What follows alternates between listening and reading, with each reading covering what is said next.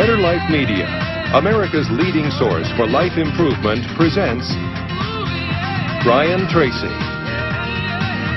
Secrets of Self-Made Millionaires.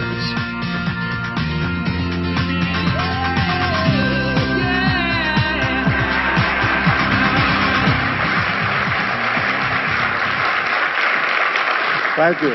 Thank you. Thank you for being here. I have some good news for you. More people are going to make more money in the next few years than have been made in all of human history. In the year 1900, there were 5,000 millionaires in America. In the year 2000, there were 5 million millionaires. That's an increase of 1,000 times. Now, there was a leveling off in 2001, 2002. In the last 2 years, the number of millionaires has jumped 33%. It's jumped to 8.2 million millionaires in America, and virtually all of them are self-made, which means they started without a pot to you-know-what in or a window to throw it out of. And they've made it in one generation. When we look at the wealthiest people in America today, Warren Buffett, Michael Dell, of course, Bill Gates, Paul Allen, and the Walton family, all first-generation multi-billionaires. We have a $12 trillion economy today that is growing at the rate of $500 to $600 billion a year, and all that money is going through somebody's fingers, and your job is to make sure it goes through yours and some of it sticks. Is that a good goal for today? And my job is to show you how to do it. The good news is that all the answers have been found. Self-made millionaires have been studied exhaustively. They've been analyzed. They've been interviewed by the hundreds of thousands and millions. And what we know is exactly who they are and what they do and how they think and how they tick and the decisions they make and the things that they do and they don't do. And the wonderful thing is this: if you do what other successful people do, you eventually get the same result that they do. Now, some people say, well, I started off without any money and I don't have any money now. Well, join the crowd. Nobody's got any money. Most people are broke up until their 40s and 50s. So if you're broke today, you're just one of the gang. The only question is, do you stay there? And the answer is no. Now, when I started off in this many years ago, I came from very poor beginnings.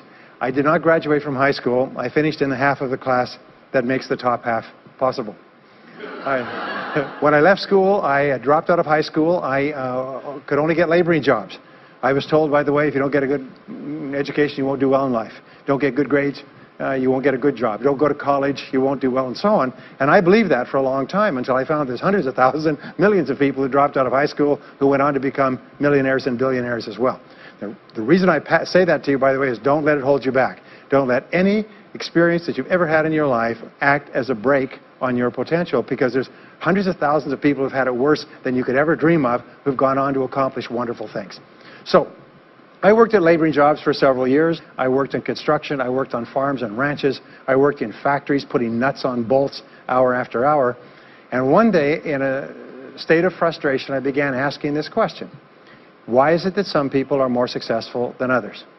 Now, in the Bible, there's the line that says, "Seek and ye shall find, for all who seek, findeth. Ask and the door will be open." So I began asking other successful people, what are you doing differently from me? And they told me, and I did it, and I got better results. I got into sales when I could no longer get a laboring job, like many of you. And in sales, I noticed that one of the guys in my company was making 10 times as much as anybody else, and he was selling the same product out of the same office at the same price to the same people under the same conditions, and he was making 10 times as much as anybody else. So I went and asked him, what are you doing differently from me? And he told me, and I did it. Now, what I discovered, which changed my life and which brought us here today, is I discovered the law of cause and effect. The law of cause and effect, sowing and reaping, action and reaction, is the great universal or iron law of the universe. What it says is that everything happens for a reason, is that there are no causeless effects, is that even if we don't know what is causing the effect, we trace it back. It's the basis of the scientific process, of all medical research, of all marketing, of all business, is if you can define an effect that you want, you can trace it back and find somebody who at one time did not have that effect, and then find out what they did, and then do the same things, and you eventually get the same results. We say that success is not an accident. Failure is not an accident. Success leaves tracks. So if you just follow the tracks of other successful people, no matter where you're starting from, you eventually get to the same place that they get. Well, this was a shocker for me, because, and I learned later in psychology, by the way, that one of the two most important things we need to have to be happy and healthy is a sense of control, a feeling that we are in control of our lives, that things are happening for a reason, and a sense of coherence. a feeling that things fit together. Well, when I realized the law of cause and effect explained everything, I thought, wow. So in sales, I went to the top of my sales force. I read and I learned, attended courses, and especially I applied what I learned. And then when I got into sales management, I again read the books and took the courses and asked for advice. And when I got into real estate and importation and development and manufacturing and distribution and a whole series of businesses over the years, the first thing I did is I asked, how does it work? How do people succeed in this field? And then I buried myself and immersed myself. I spent hours and hours and hours studying, and then I did what the most successful people did. Interesting point. We say that nature is neutral. In other words, nature doesn't care who you are. It doesn't care if you're tall or short or male or female or black or white, educated or uneducated. Nature doesn't care. All that nature cares is that you do what successful people do. It's like making a recipe. Nature doesn't care if you follow a recipe. If you follow the recipe exactly, you get the dish. Nature doesn't care who's doing it. And that's the wonderful thing about our society. It's basically like justice. It's blind, is nature doesn't care. In fact, there are a lot of people who are not as smart and not as talented as you who are doing vastly better than you, not because they're better, but because they're just following proven success methods. There's nothing that will make you madder than to see somebody who's dumber than you, who's making more money than you, right? Have you had that experience? So what we do is we use proven success methods. We just find out what they are, and we do them over and over again. Quick point, nothing works the first time, okay? Please understand that. Nothing works the first time. What is the average number of times that a person tries with a new goal before they give up? Can you guess? Well, the average is less than 1, because most people give up before they try even once. They say, that's a great goal. I'd love to be financially independent. And then they give up. They don't even try. They say, but I couldn't because of this and because of that and so on. And then they move away to a wonderful place called Someday I'll. You ever heard of Someday I'll? Someday I'll start saving money. Someday I'll get out of debt. Someday I'll lose weight. Someday I'll start a business. Someday I'll get serious about my finances. And most people live on Someday I'll. Your job and my job is to vote yourself off the island, right? And we start taking control of our lives. Well, about some years ago, I was called by a major businessman, and he asked me if I would do a talk for his 800 entrepreneurs that own separate franchises within his organization on how to become a self-made millionaire. And I said, sure. When you're a young speaker, you agree to speak on any subject. Sure, I'll speak on that subject. Now, I was just like most people. When I was young, I wanted to be a millionaire by the time I was 30. And when I hit 30, I put it off to 35. And as I got to 35, you put it off to 40, and then you kind of just don't look at it anymore. You forget about it and feel the deck is stacked against you. Well, I was about 38, 39 when he called me up and asked me. I said, sure, no problem. And I said, now, what do I know about self-made millionaires? And this is a shocker. I didn't know anything. Oh, I knew that they had more than $1 million, but that's a real basic piece of knowledge, you know. So I started thinking, what do I know about it? So I began to study them. And that's when I found out that they've been studied so thoroughly, is we know everything there is to know about them. They are a source of incredible fascination. And there's 50 years of research. So I began to read the studies and find out where they came from and what they did and how they thought and where they started and the decisions they made and the kind of people they were. One of the things that I learned, by the way, is that becoming a self-made millionaire is not the important thing. What is really important is the person you have to become a self-made millionaire. You have to become a totally different human being. One of my friends says that in order to achieve something you've never achieved before, you have to become someone you've never been before. And it's a really important insight, is the qualities that you need to develop, qualities on the inside to become a self-made millionaire, are incredible qualities that make you a vastly better person.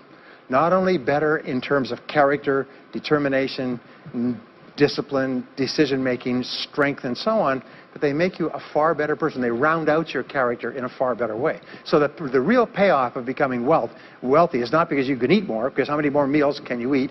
How many more clothes can you wear? Because it's the kind of person that you become, and then the kind of people that you associate, the kind of life that you have. And so the things that we're going to talk about now, and I know that you're some of the smartest people in our country, so I'm going to give you these ideas very quickly, like dealing cards. What I found in my research is that there's a series of qualities that self-made millionaires have. If you have these qualities, your success is virtually guaranteed. And if you don't have these qualities, the qualities are learnable. Point number one is that all business or sales skills are learnable. All financial skills are learnable. If you can drive a car, you can learn any skill. If you can drive a car, you can learn the skill. Now, number two is you're probably only one skill away from doubling your income right now. you're probably only one skill away from setting yourself on the road to becoming a self-made millionaire. That turns out to be the case for almost everyone. And if you don't know what that skill is, maybe over the course of the time we spend together, it'll jump out at you. But whatever it is, you've got to find it out and go to work on it, because it is learnable. It's a learnable skill. People say, well, I've never been very good with money. Well, get over it. The fact of the matter is, you can learn what you need to learn to achieve anything that you want to achieve. So, the success secrets of self-made millionaires. Give yourself a score of 1 to 10, and if you are weak on one of these, it can be enough to hold you back. If you're strong on all of these, then there's no limit to what you can accomplish. The first is to dream big dreams. Dream big dreams. Practice what is called back from the future thinking and project forward. Develop a vision of yourself as happy, healthy, wealthy, thin. Practice what top people practice, which is what is called idealization. You project forward several years and you imagine that your life is perfect in every way. Imagine that you have no limitations. Imagine that you have all the time and all the money and all the friends and all the contacts and all the education and all the experience, and that you could be or have or do anything you want in life. If you could, what would it be? If your life were perfect in 5 years, what would it look like? How much would you be earning? How much would you be worth? What kind of a family life would you have? What kind of health would you have? What kind of car would you be driving? What would your life be like if you could wave a magic wand and make it perfect in every way? Now, what we have found is this is the starting point of great riches, and it's the starting point of great success in life, is for you to have a dream or a vision of a wonderful future. Here's an exercise that we give people in our audiences, is take a sheet of paper and make up what is called a dream list. Now, imagine this is kind of like a kid's Christmas list, and that it just allows you to just run wild and just write down everything that you could think of that you could possibly want. I had a friend who I taught this to, and he got so excited about it, he bought a spiral notebook, and he began writing. And he'd go through the newspaper, and every single thing he saw in the newspaper that was nice, he wrote it down as a goal. He ended up, first time through, with 330 goals. With the end of the month, he had 500 things that he wanted. The interesting thing was that his life exploded. He activated the law of attraction, and he began to attract into his life people, circumstances, ideas, resources, insights that began to move him toward the accomplishment of the goals and began to move the goals toward him. Number 2 is to do what you love to do. Whenever you find people who are really successful in life, they're people who do what they love to do. They love their work. The great rule for success in life is to find something that you love to do and then find a way to make a living doing it. Now, when you find what you love to do, it'll be something that gives you energy, it motivates you, it enthuses you. It's probably something that you were meant to do from the time you were born. And when you ask self-made millionaires, what sort of work do you do, they'll often say, I've never worked a day in my life. I just do what I like to do.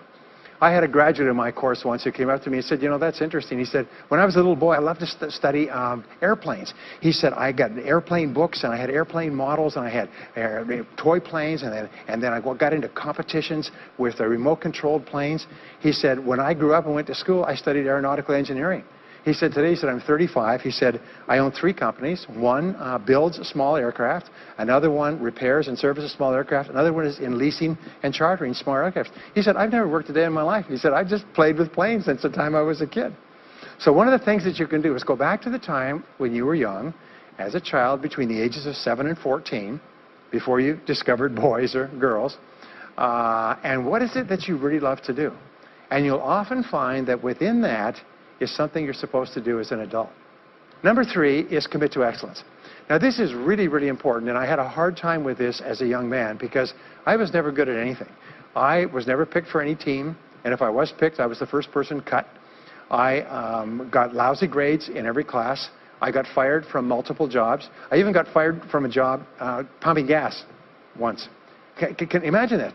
Being fired for pumping gas because you're no good. They came out and said, you're no good at pumping gas. How can you be no good? Little old ladies can pump gas, and here I was no good at pumping gas. Anyway, so I got fired. I went from job to job, and then I discovered that all people who are successful are excellent at what they do. You know the old question they asked Willie Sutton, the bank robber, why do you rob banks? He said, well, that's where the money is. Well, being in the top 10% is where the money is. So what you have to do is you have to pay any price and make any sacrifice to get into the top 10% in your field. Now, here's the good news. If you're doing what you love to do, you will want to be in the top 10% in your field. If you don't want to be excellent at what you're doing, it means you're in the wrong field. It just means that you're marking time. You're treading water. And there's a lot of people who are in their field, and they do their job, and, you know, they go home at night, they don't think about their work, and so on. And this kind of an attitude means that you have no future.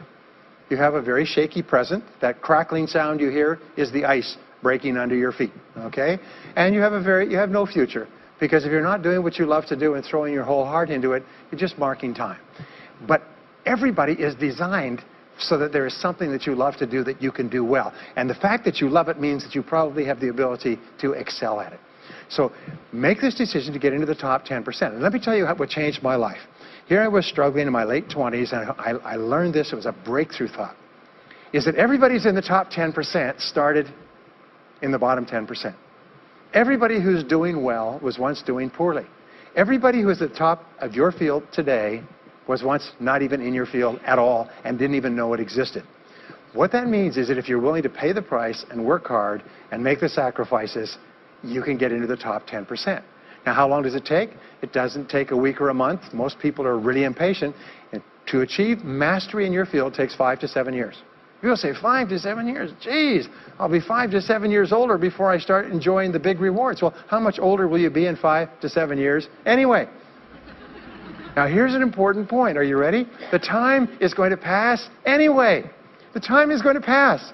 5 to 7 years from now, 5 to 7 years will have passed. The only question is, are you going to be at the top of your field, or are you still going to be down there with the mediocre 80%? And the wonderful thing is this is nobody's better than you, and nobody's smarter than you. If anybody else is at the top of their field, it means that you can be at the top of your field. Just go to them and find out how they got there, because they started at the bottom. Now, it may take longer for some people and less for others, but everybody who puts one foot in front of the other and keeps moving eventually gets there. And that's where all the rewards are. And not only that, that's where all the joy in life is. When you're really good at what you do, you feel wonderful about yourself. You're respected and esteemed by everybody around you. You can write your own ticket. You can open any door when you're good at what you do. Because you get up in the morning and you know you're good. And that is more important than the rewards that go with it. The next key is to develop your unique talents and abilities. Every single person is designed from infancy with special talents and abilities that, if you develop them to their height, can enable you to accomplish anything you want in life. Everyone is genetically structured to be able to do something superbly, to do something they enjoy, to do it well, and to get great satisfaction from it. Peter Drucker often asks the question, what are you good at? What are you good at today? What should you be good at? What could you be good at? What will you be good at? And so one of the questions that we ask is, looking back in your life, what has been most responsible for your success up to now? What has been most responsible in the past? What is it that you have done that has gotten you the best results? Because, as we said before, success leaves tracks. And if you look back into your past, you'll often find indicators that guide you to your future. Do you remember that fellow that won $300 million in the lottery? He was a high school physics teacher. And they asked him what he's going to do with it. He said he's going to take a week off and then get back to work because he doesn't want to give up his job teaching high school physics because he loves his work so much. That is a person who's in the right place for him. And now he can just drive to it in a nicer car. Anyway, now the next key to becoming a self-made millionaire is to see yourself as self-employed. What we found is the top 3% of adults in our society see themselves as self-employed. They see themselves as in charge of their own lives.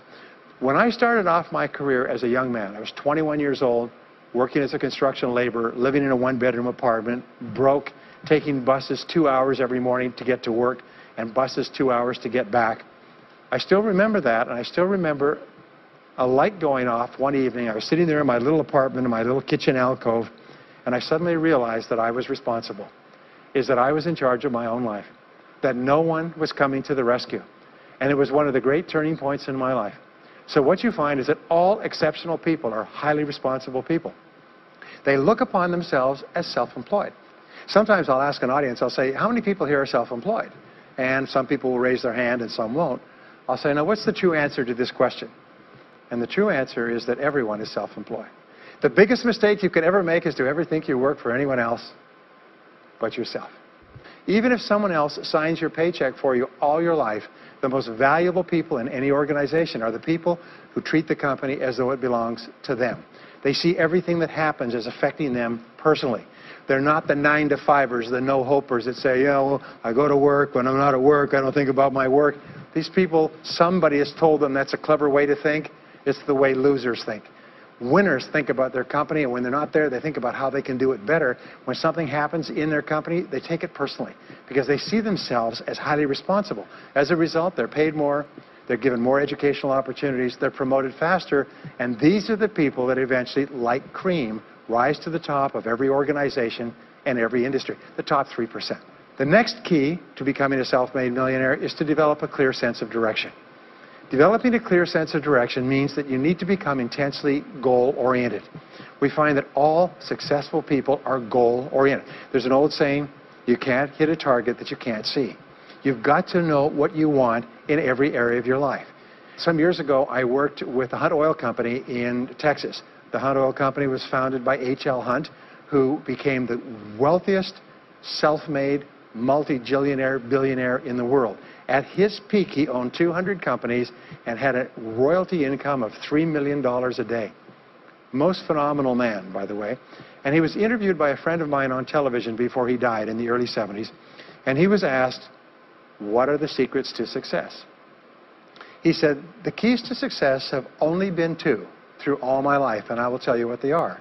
He said, number one, he said, decide exactly what it is you want and write it down and make a plan to achieve it. And number two is determine the price you're going to have to pay to get it and then resolve to pay that price. Now, where the law of sowing and reaping cause and effect, I learned an additional point to that. I learned that your current life today is the result of the price you've sown up to now. Is whatever you've put in, you get out. So whatever you're getting out today is a result of what you've put in. If you don't like what you're getting out, what you have to do is you have to put in something different. What I found is this, is that life is always just in the long run. So therefore, life says this, is there's a price you have to pay, and there's two qualities. First of all, you have to pay the price in full for your success of study, preparation, hard work, and so on. And second of all, you have to pay the price in advance. You don't get it afterwards. The way the world works is first you put in what you need to put in, and then you get out the rewards. So you have to ask yourself, what is the price that you have to pay to achieve the success that you desire? And you have to write it down and make a plan and work on it every day. Now let me give you a quick exercise, which is my only take-home or homework exercise for our time together. I want you to take a piece of paper like this and write down 10 goals that you'd like to accomplish in the next 12 months. Write the word goals and today's date at the top of the page. Write down 10 goals you'd like to accomplish, and then ask yourself this great question. If you could only accomplish one goal on this list, but you could accomplish it within 24 hours, which one goal would have the greatest positive impact on your life? Now this is a great question because it'll usually jump out at you. You say, that's the one. If I had this, that would have more of an impact on my life than anything else. Sometimes it's a financial goal, sometimes it's a health goal, sometimes it's a relationship goal. But whatever it is, put a circle around that goal and then turn the page over and write it at the top of the page. Set a deadline on the goal, make a list of everything that you could think of to do to achieve the goal, and then begin working on your list. And here's the kicker, do something every day. Do something every day that moves you one step forward towards your major goal. My promise to you that this exercise, selecting your most important goal, making a plan, and working on it every day, will change your life in ways that you cannot imagine. They say that people begin to become great when they determine their major definite purpose, their number one goal, and work on it every day. It is the secret to becoming a self-made millionaire. It's the secret to great success in life. My promise to you is a week, a month, a year from now, you'll look back and you'll be absolutely staggered at the difference it makes. I was giving a seminar not long ago, and a gentleman came up to me. He said, you know that goal-setting exercise? It changed my life 10 years ago. He said, I was broke, I was divorced. He says, I was an alcoholic, and somebody dragged me to one of your seminars. He said, and I did that exercise and I picked my major goal. He said, it changed my life. I said, in what way? He said, today, he said, I'm worth $40 million. I said, wow. He said, yes, and I owe it to that lesson. Next is refuse to consider the possibility of failure. His most amazing darn thing is that the fear of failure is the greatest single obstacle to success in adult life. And it's not failure itself. Because each one of you is a professional failure.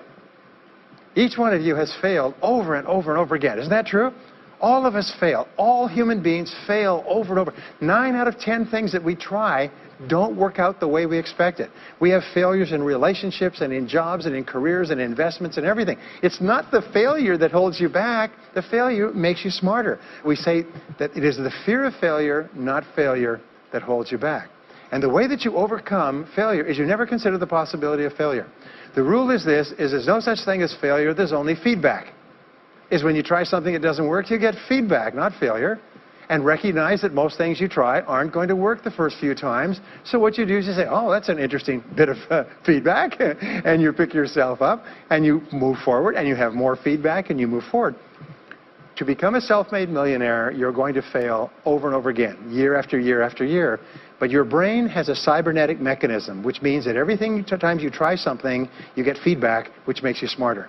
And when you try something else, you get feedback, which makes you smarter. And eventually, you reach the point where you're too smart and you stop making mistakes. You start to do more and more things right and fewer things wrong. But you can't get there unless you have experienced the failures.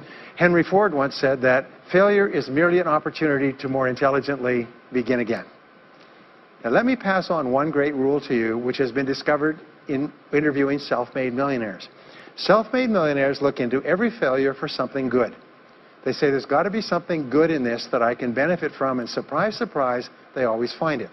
Second is, self-made millionaires always seek the valuable lesson in every setback or obstacle or temporary failure, and they always find the lesson.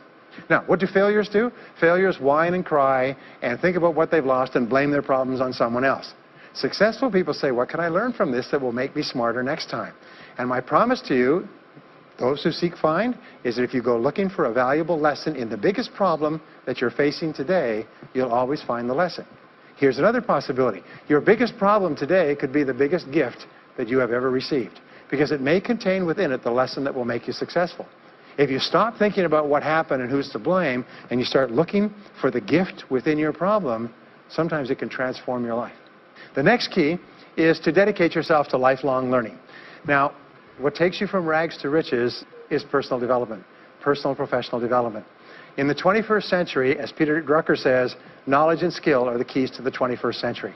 And the only thing that will be relevant, the only skill that will be relevant in the 21st century is the ability to learn new skills, because virtually everything you know is becoming obsolete at a rapid rate. Stephen Covey says that your current knowledge base has a half-life of 2 years, which means that half of everything you know will be irrelevant within 2 years. And 2 years from now, half more. So if you're not continually learning and upgrading your knowledge and skills, you're not staying in the same place. As Pat Riley says, the basketball coach says, if you're not getting better, you're getting worse. If you're not constantly learning, you're actually falling behind. So here are the 3 keys to continuous learning. Number 1 is read in your field 30 to 60 minutes each day. In other words, turn off the television, turn off the radio, put aside the newspaper, and just read in your field. The very best places to read, by the way, are books. Read books, the best-selling books written by the most successful people in your field, because books contain a wealth of riches that can enable you to function at a far higher level, to get much better results than you could before. So read 30 to 60 minutes a day. I've had people tell me, countless people over the years, that reading an hour a day has doubled and tripled their income within a year. The second thing you do is take every course that you possibly can. The courses and seminars that are available to you in your field, that are given by professionals, are courses that have been developed over years and years and years. They have been tested and tested and tested. The person who is talking to you for several hours has spent thousands of hours learning their subject. They have dry tested this or done test runs with thousands of other people. When you take a course, you can learn enough information in 1 or 2 days, more than you could learn in 2 or 3 years or maybe even a lifetime, all distilled and put together. People say, I can't afford a course. You cannot afford not to buy books. You can't afford not to go to courses. Some years ago, I had a dentist, and he was a very successful dentist. He was recommended to me by a friend. And this dentist retired at the age of 53. And just before he retired, he sold his practice for about $2 million.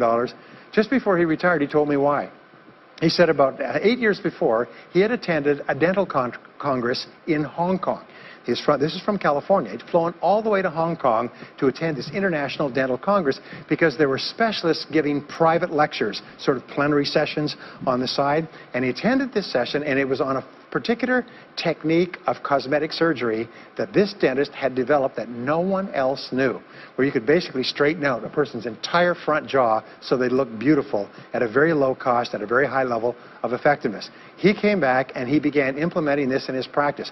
People began flying from 500 to 1,000 miles away. Every dentist sent their families, members, and themselves to this dentist. He was able to charge whatever he wanted to charge.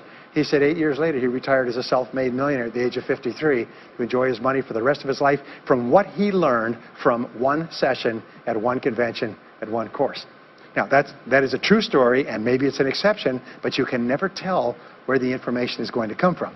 The third way that you can upgrade your skills is listen to audio programs in your car. The average driver drives 500 to 1,000 hours a year, 25 to 50,000 miles. If you listen to audio programs in your car, according to the University of Southern California, you will get the equivalent of almost full-time university attendance just listening to learning material as you drive around. It can totally and profoundly change your life. Very, very important. Here's an interesting point. The more you commit yourself to becoming the best person you can be, the more you like yourself and respect yourself. The more energy you have, the bigger goals you set for yourself, the more you persist. When you invest in yourself and you read and learn and upgrade your skills, you're telling yourself, wow, I am a person with a great future, and it's up to me to maximize my potential. And your self-esteem goes up, your self-respect goes up, your sense of personal pride goes up, and you started to get promoted more and paid more in every part of your life. Well, the next is to develop a workaholic mentality. In our society today, you hear all these people talking about take it easy, have balance in your life, relax, lean back, have fun at work, happy, get along with your coworkers. This is loser talk. Loser, loser, loser. Now, there's a time in your life when you can back off, all right? You can take it easy. But that's when you've made it, not before you've made it. Because before you've made it, you're in a competition with hundreds of thousands of millions of other people, like at the Olympics, who also want to make it. And in order for you to win, you are going to have to work harder and work better and work smarter than they do. So the rule is to develop a workaholic mentality. What does this mean? It means that you start a little earlier, you work a little harder, and you stay a little later. Use what I call the 40-plus formula. The 40-plus formula says that working 40 hours a week gets you survival, and that's all. You work 40 hours a week, you survive. You make no progress. You don't go ahead. You just barely hang on. Every hour that you invest in your work or yourself over 40 is an investment in your future. So you can tell what your future is going to be with unerring accuracy by looking at how many hours over 40 you put in. Now, how many hours does the average self-made millionaire in America work until he passes the $1 million mark? 59. Some of them work 70, 80, 90. The average is 59 hours. How much does the average top executive work? 59 hours. So that's rule number one, is the hours you put in over 40. If people say, well, my office is locked and I can't get in more than 40 hours a week, then good. Then spend the rest of the time investing in yourself, getting better at your work when you do it. Now, here's my second principle, and this principle changes your life. It is this, is work all the time you work. When you work, work. Don't play. Fully 50% of working time today is wasted. And it's wasted in idle conversation, personal business, family phone calls, surfing the internet, reading the newspaper, drinking coffee, long lunchtimes, coming in late and leaving early. And then the other 50% you're scrambling because now you're behind because you've wasted so much time fooling around. Now you start to work and you don't work on high priority tasks. You try to get rid of all the little stuff. So what happens is the big tasks begin to build up like an avalanche overhang, and they cause enormous stress. And you go home at night and you're thinking about this job, I've got to get this project finished, but I can't discipline myself to stop talking to my coworkers. Every time one of them comes in, like automatic, like a conditioned response, it's blah, blah time. Chatter, chatter, chatter, chatter, chatter, chatter, chatter, chatter. No. What you have to do is work all the time you work. If someone comes in and says, hey, you've got a minute to talk, you say, yes, but not now. Why don't we talk after work? Meanwhile, I've got to get back to work. I'll tell you what, why don't you go down the hall and ruin his career? But don't stand here and ruin mine. It's really important.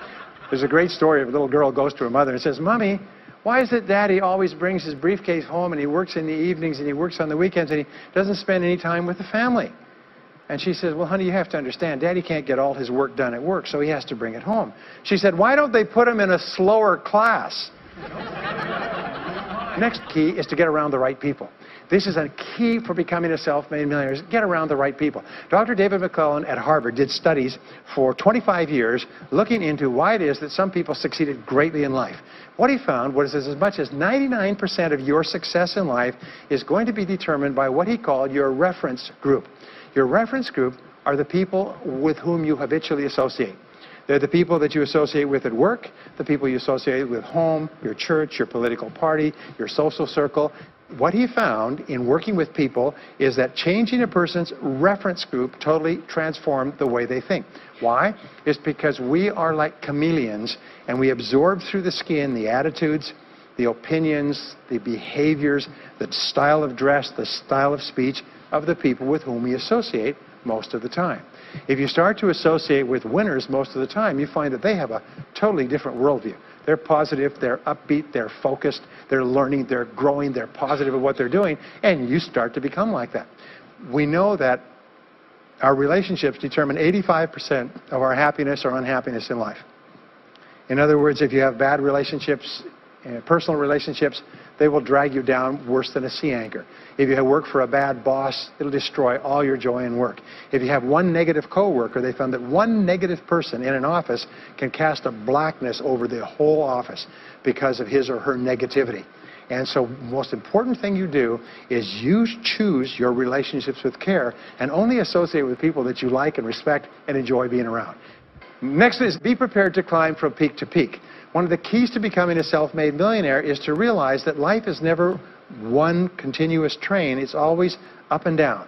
So it goes up. Like if you climb a mountain peak, you have to go down into the valley before you climb the next peak. So all of life is cycles and trends. All of life is cycles and trends. And there's up cycles and there's down cycles. And there's up trends and there's down trends. The question is, what is the general direction of your trends? We say this, is that life is 2 steps forward and 1 step back.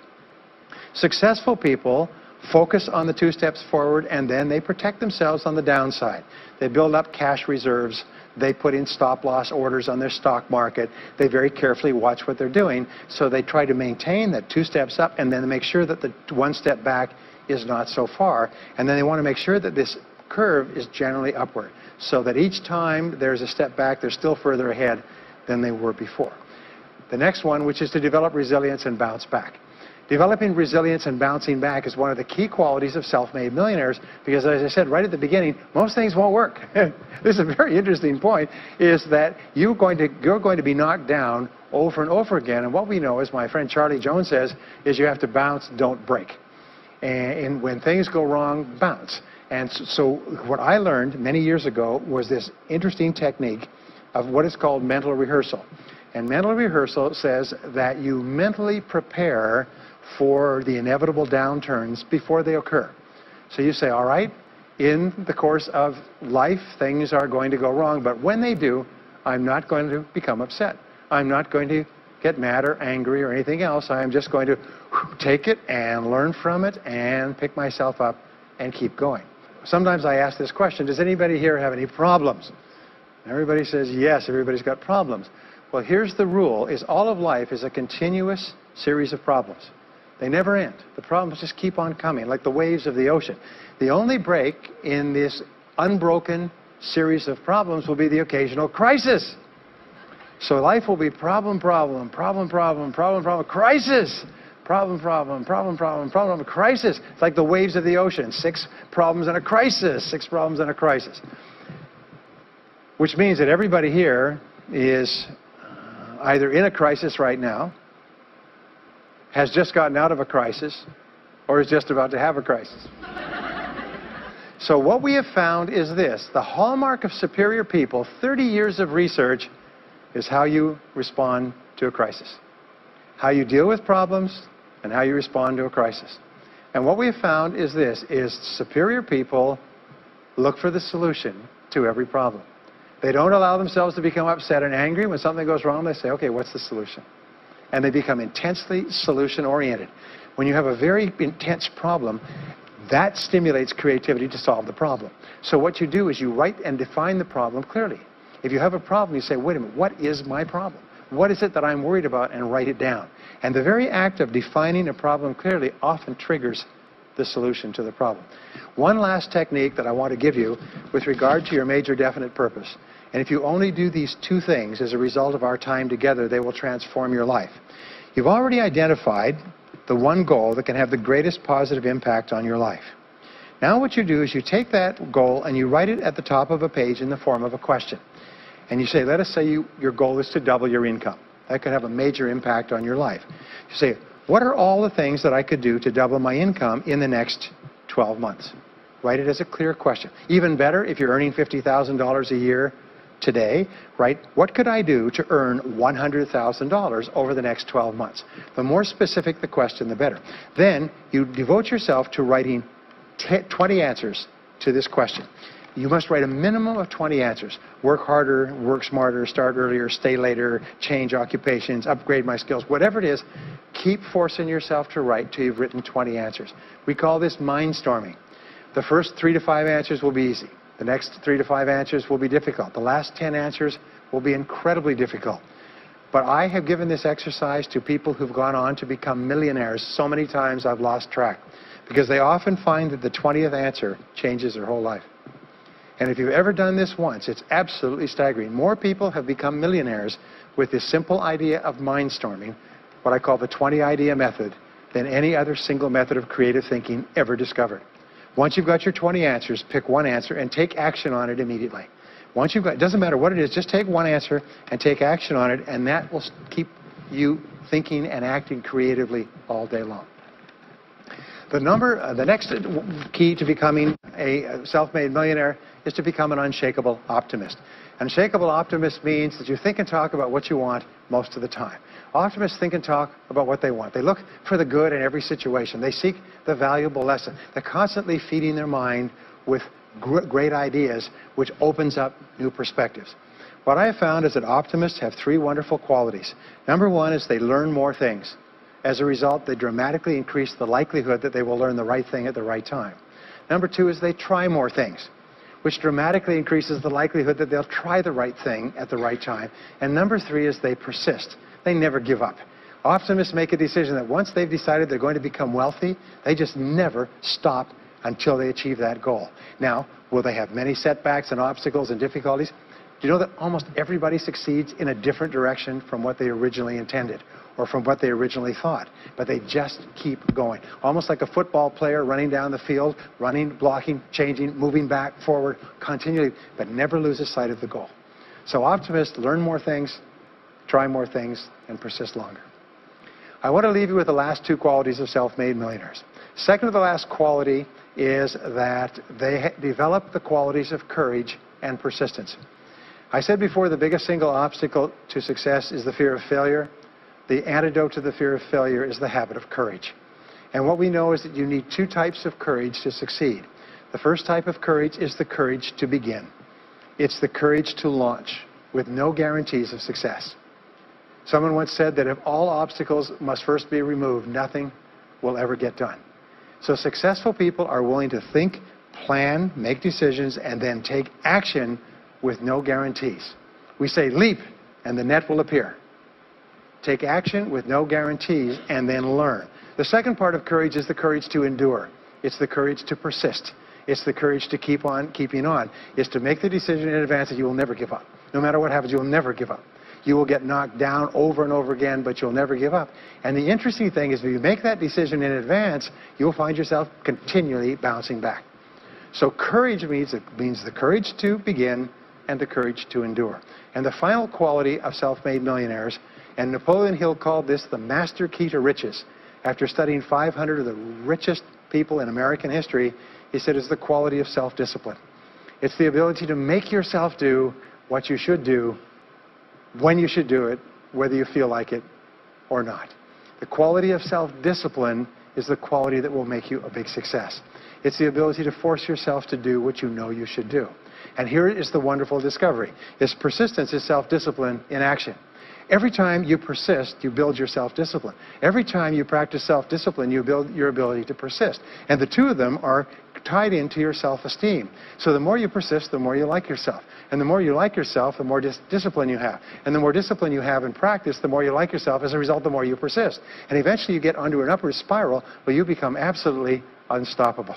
You reach the point where you know you can achieve the goal and nothing in the world can stop you. And every step that you take forward makes you stronger and stronger and stronger until finally people say, I know one thing about him, I know one thing about her. You cannot stop him or her. Once they've decided they want something, they will not stop until they get it. And when you develop that quality, there will be nothing that is impossible to you. So let me just leave you with these last points. We're living at the very best time in all of human history. More people are going to make more money in the next few years than have ever been made in all of human history. More people are going to become millionaires and are becoming millionaires today at a faster rate than we've ever thought possible. And no one is better than you, and no one is smarter than you. And if you do what other self-made millionaires do, then nothing in the world can stop you from eventually getting the same results as other self-made millionaires. And I hope you do. Thank you very much.